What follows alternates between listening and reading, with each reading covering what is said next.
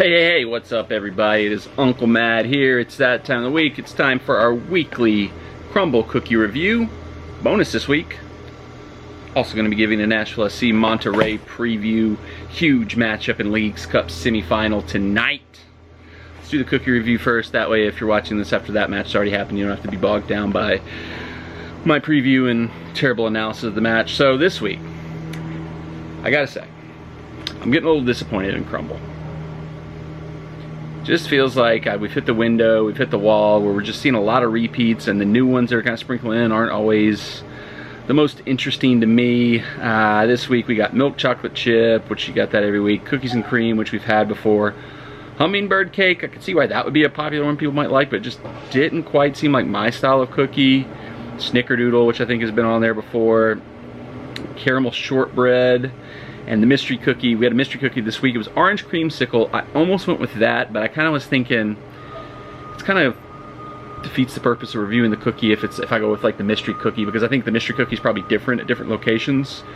So if I review orange creamsicle, somebody watches this, I don't think this ever happens, but in the event it ever did, if somebody watched this video review and was like, oh, that orange creamsicle looks delicious, I'm gonna go to my local Crumbl cookie and have that. And it was the mystery cookie of the week, and they went there and they're like, oh, actually our mystery cookie is a caramel popcorn explosion or something like that. I don't know. So I felt like mystery cookies doesn't really fit the idea of the video of showing you what a cookie tastes like at Crumbl cookie each week. This series might not last much longer. It's crazy that we're seeing so many repeats when we took like a month and a half off from doing these reviews. But nonetheless, excuse me. Ultimately with the caramel shortbread featuring TWIX, a shortbread inspired cookie filled with TWIX pieces, then topped with gooey layer of caramel, chili, milk chocolate, and crunchy chopped TWIX pieces. This is a chilled cookie, not a warm one. And I do like TWIX. You know, I'm not a big candy person in general, but I do like TWIX, so I was like, well, I like TWIX, that's worth a shot, let's give it a shot. So, without further ado, let's get to it, see how this week's cookie is. Oh, it's really sticky. Alright, there you have it. And I'm losing pieces. Shut up, dogs. Here we go.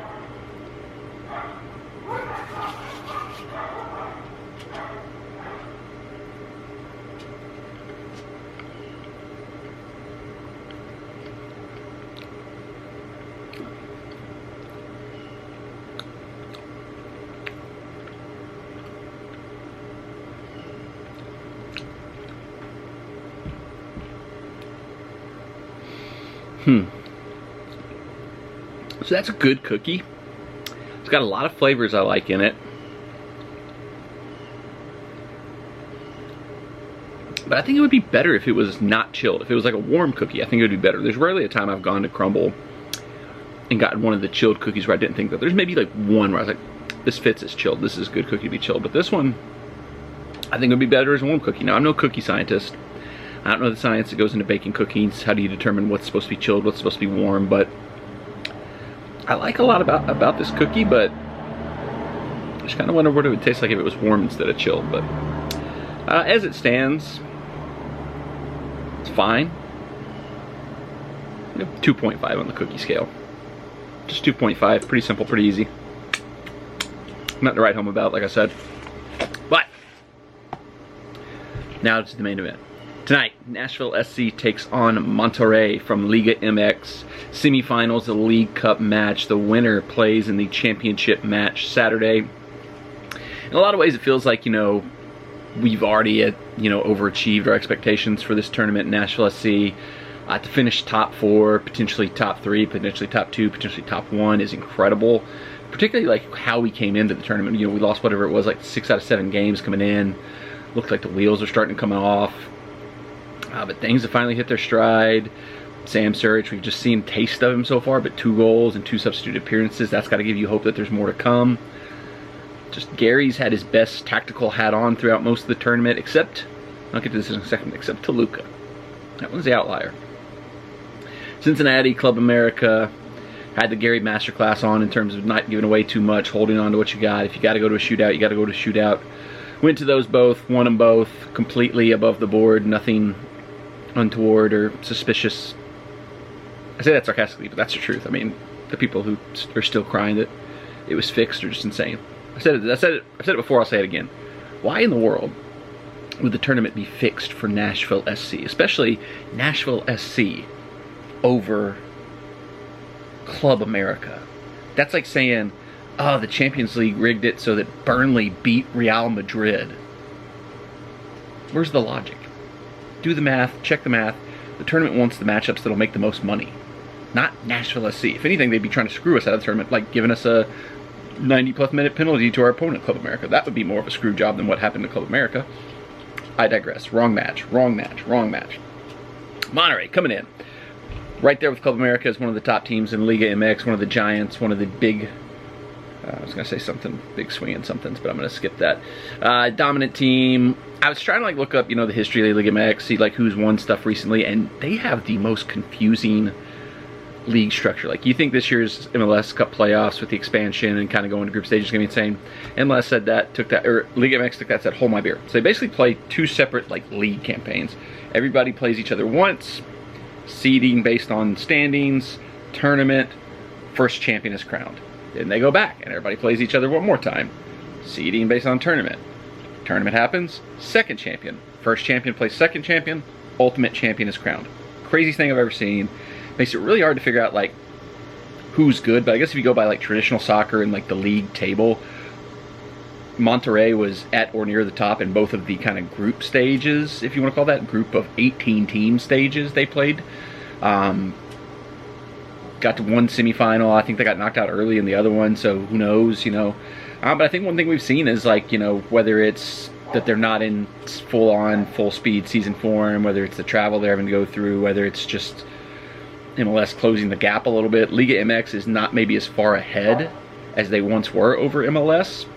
I think that's why some of their fans are so salty, why the league themselves is so salty about some of these results, is they thought this was going to be much like the way CONCACAF Champions League goes most of the time, where Liga MX comes in, wipes the floor with MLS for the most part, and then goes about their business. But it honestly, the whole tournament is basically the flip of what you see with Liga MX, where CONCACAF Champions League is before the MLS season starts for the most part, so our teams are going down there not in their full form, not fully fleshed out, not fully baked, not fully cooked, and so they don't always hit the ground running. They don't always do so well. We've seen like Seattle won it for the first time ever.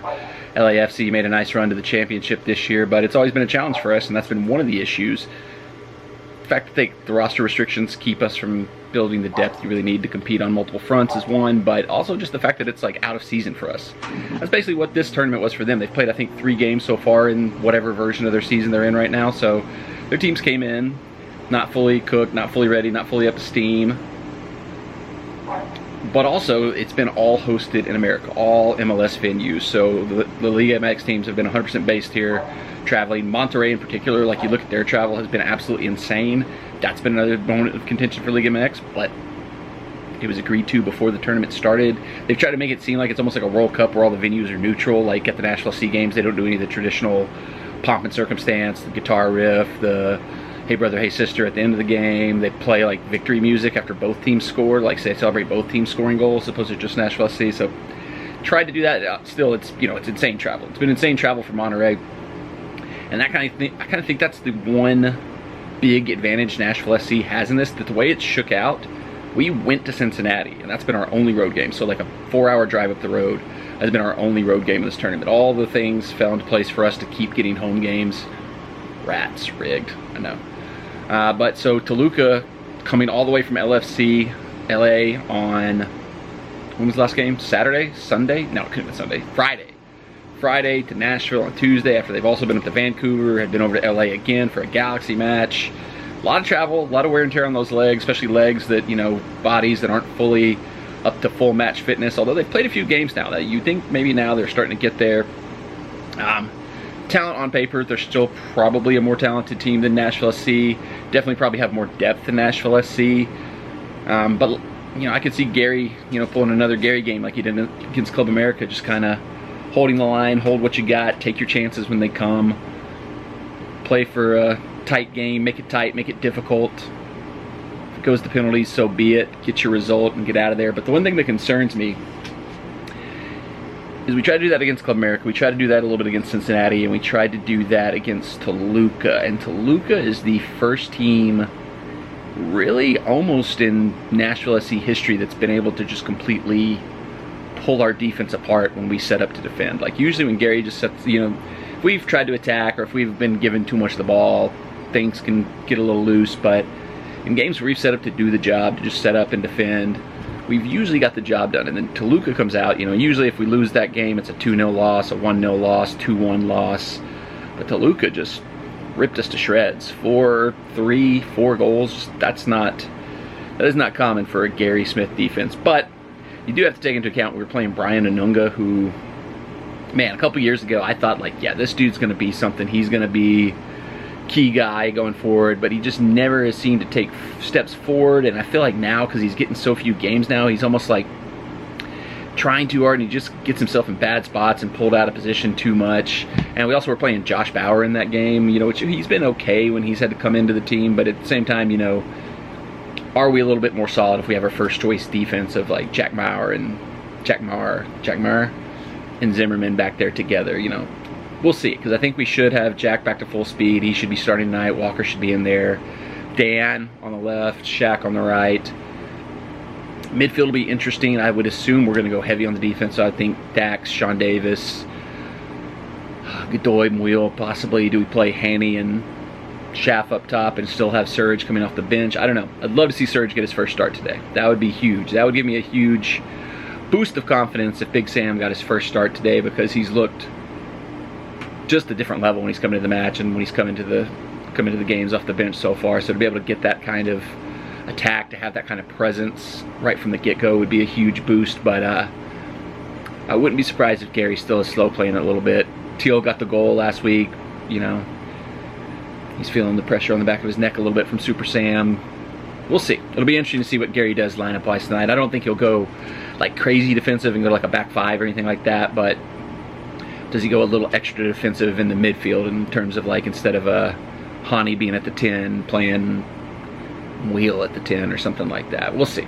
Should be interesting. Should be a good match. Should be a fun time out. I would have to predict, I'm a little bit pessimistic on this one, so I think we've kind of had a little bit of a rabbit foot on the first two tough matchups we had with Cincinnati and Club America. You know, did the job, got the job done, but, you know, anytime you go to a penalty shootout, you always have to have a little luck on your side. Don't know if that keeps running or not. Once again, if I was going to be a conspiracy theorist and think that this tournament was rigged, my theory would be that the matchup that MLS would most want would be a top Liga MX team versus Miami. Like I said, I did in the live stream, I think I talked about this last week, the #1 matchup that would get the most views, the most money, the most ratings, the most everything that the tournament directors want would be Club America versus Miami. So that to me is the only evidence you need to know that Club America did not get screwed or the game wasn't rigged. Now that they're close to being able to maybe get that next one up, till the Monterrey in the door, get that, you know, maybe second choice, second one that would get a little bit of bump in the door. Do they get a little fishy with some of the calls against Nashville? I don't know. We'll see. I will predict 3-1 to Monterrey. I hate to do it. I always hate to do it. Hate to predict against the boys, but I gotta be realistic. I gotta share my real thoughts. That's what this channel was built on. Honesty. I never lie on this channel. That's one thing you know about me. I don't lie. Thanks for watching. We'll be there at Geodis Park tonight for the match, or, you know, if you're watching this sometime down the road. I was there on the night the match happened. Game day vlog will be coming out tomorrow, Wednesday, August 16th, so stay tuned for that. Subscribe to the channel with the bell turned on for notifications. I'll see you in the next one.